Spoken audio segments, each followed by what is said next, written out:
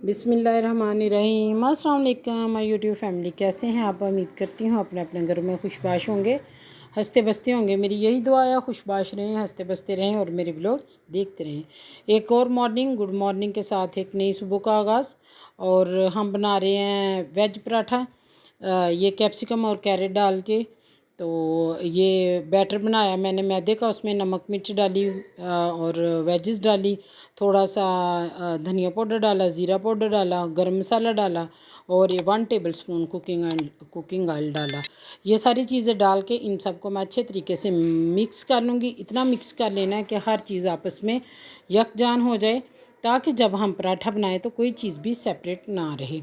तो थोड़ा सा मैंने बेकिंग पाउडर भी डाला था, 1 पिंच। तो मैंने कहा कि चलें आज एक रोज़ एक जैसी चीज़ें खा के, पराठा ब्रेड ये वो, आज डिफरेंट से पराठे बनाते हैं, क्योंकि स्कूल में तो छुट्टियां कोई जल्दी तो होती नहीं। तो फिर इस तरीके से मैंने आज ये पराठे बनाए ब्रेकफास्ट में।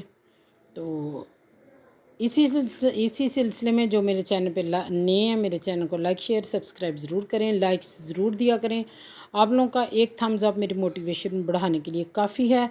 और जब आप थम्स अप देते हैं तो मेरी वीडियो रिकमेंडेशन में आती है, मेरी वीडियो फिर वायरल होने के ज़्यादा चांसेस होते हैं। तो प्लीज़ थम्स अप ज़रूर दिया करें। तो ये पराठे बना रही हूँ, अगर आप चाहें तो इसको थोड़ा सा रनी भी कर सकते हैं। और ये देखें ना, फिर किनारे एक जैसे नहीं बनते। ये थोड़ा सा थिक थिक मैंने खुद ही रखा था, क्योंकि इसमें मैंने डाला था बेकिंग पाउडर, तो मीठा सोडा, सॉरी बेकिंग पाउडर नहीं, तो उस वजह से थोड़े से मैंने सॉफ्ट बनाने थे। छोटी बेटी को ना सॉफ्ट चीज़ें बड़ी अच्छी लगती हैं, तो वो हर चीज़ को केक का इमेजिन करके खाती है, मामा केक की तरह ये है। तो ये मैं बना रही हूँ। तो इस तरीके से हम पराठे खाएंगे, दही के साथ चाय पियेंगे गर्मा गर्म, और अपनी खूबसूरत सुबह का आगाज़ करेंगे। और फिर इसके साथ दूसरे देखें आज खाने में क्या बनता है, आप लोगों के साथ क्या शेयर करती हूँ। तो आप मुझे कमेंट्स में बताएं कि आपको मेरी वीडियोस कैसी लगती है, आपको क्या पसंद है, मैं वही शेयर किया करूँगी। अब मैं ये देखें पराठे इतने सॉफ्ट बने। ये पराठों में ना थोड़ा सा मैंने गरम मसाला डाला था, जिस वजह से इनका कलर थोड़ा सा ना ब्लैकी शेड में आ गया। अदरवाइज़ ये बड़े प्यारे बनते हैं वाइट वाइट। गरम मसाला ज़्यादा आप ना डालें तो फिर उसकी वजह से कलर चेंज हुआ है। ये मैं बनाने लगी हूँ यहाँ पिज़्ज़ा विदाउट ओवन पिज़्ज़ा बनने लगा है। उसमें 1.5 कप मैंने लिया मैदा। इसको मैं अगरचे स्टेन करके रखा हुआ है, इसको दोबारा स्टेन करूँगी और ये फ्लफ़ी सा थोड़ा सा हो जाएगा, इसमें एयर ऐड हो जाती है तो बड़ा अच्छा बनता है इस तरीके से। तो फिर ये हम इसके साथ बहुत मज़ेदार होममेड पिज़्ज़ा, बाज़ार से कहीं बेहतर। तो बच्चे भी खुश, पैसे भी बचते हैं।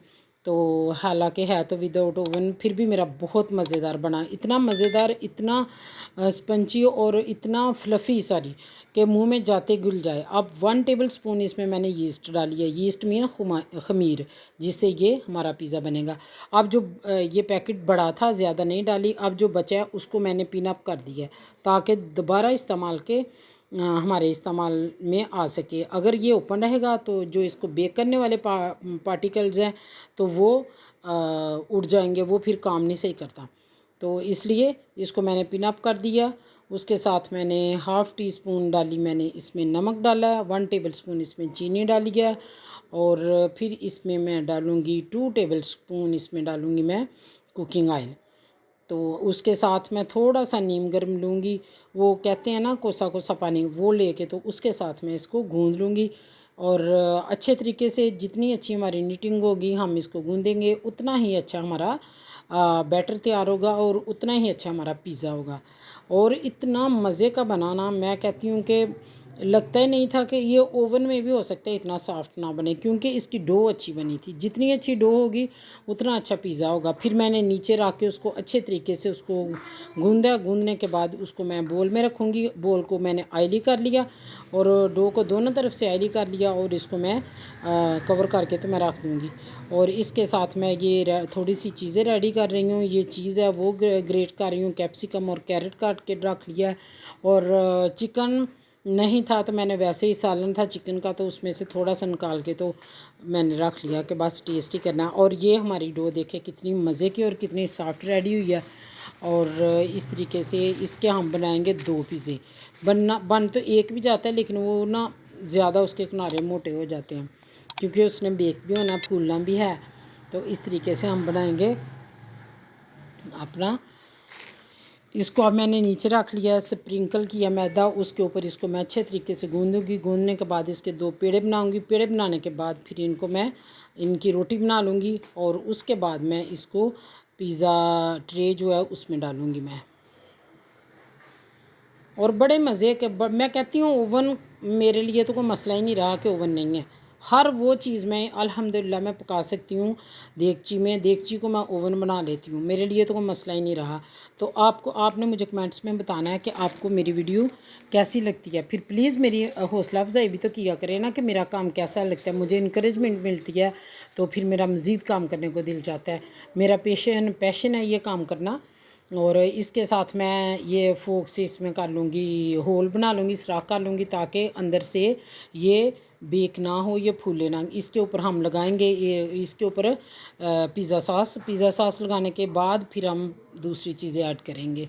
पिज़्ज़ा सॉस अगर आपके पास ब्रश है तो उससे स्प्रिंकल करें, उससे ज़्यादा अच्छी होती है। मेरे पास नहीं थी तो मैंने ऐसे ही लगा ली। और पिज़्ज़े के जो किनारे हैं ना, ब्रश से उनको ऑयली कर लें। जो कुकिंग ऑयल है ना वो पिज़्ज़े के किनारों पर ज़रूर लगाएं। और उसके ऊपर मैं लगा रही हूँ चीज़, मोज़रेला चीज़ है। और इसको अच्छे तरीके से फैला दें, क्योंकि मैंने पहले ग्रेट करके रखी हुई थी तो उसकी वजह से ना मेल्ट होगी, गर्मी बहुत ज़्यादा। तो फिर ये थोड़ी सी उस वजह से पीस बने हुए मोटे मोटे। इसके ऊपर मैं लगा दूँ टमाटर, कैप्सिकम, थोड़ा सा चिकन पीस। फिर मैं लगाऊंगी इसके ऊपर सॉरी ये क्या इसको बोलते हैं, चीज़ लगाने की। हमारे फाइनल लुक हमारे पिज़्ज़े की। अब ये जाएगा हमारे होममेड ओवन में, देसी ओवन में ये जाएगा, और देखें फिर कैसा बनता है। और मैं कहती हूँ बच्चों बड़ों का सबका फेवरेट इस तरीके से आप बनाएं, बाहर से कहीं ज़्यादा सस्ता पड़ता है और फिर साफ़ सुथरे हाथों से। और ये 6:51 टाइम हो रहा है, और हम इसको खोलेंगे 6:30 पे, नहीं 24 पे हम इसको खोलेंगे। 6:51 7:24 पे। और इसको बेक होना, फिर मैं स्टिक से चेक कर रही हूँ इसको। जिस तरह ये सेम मैं इसमें बेकिंग का काम ऐसे ही लिया जैसे मैं केक को बेक करती हूँ। और ये अच्छे तरीके से पक जाए, कच्चा ना रहे। ये जी अब मैं बार बार लगा के देख रही हूँ सारी जगहों पे कि कहीं से अंदर बैटर कच्चा तो नहीं है, कहीं से कोई रह ना जाए। अल्हम्दुलिल्लाह सारी तसल्ली करने के बाद मैंने पिज़्ज़े को बाहर निकाला है। और मैं नीचे से भी दिखाती हूँ कि किस तरह का बनता है। और ये तो मज़े बन गए जी।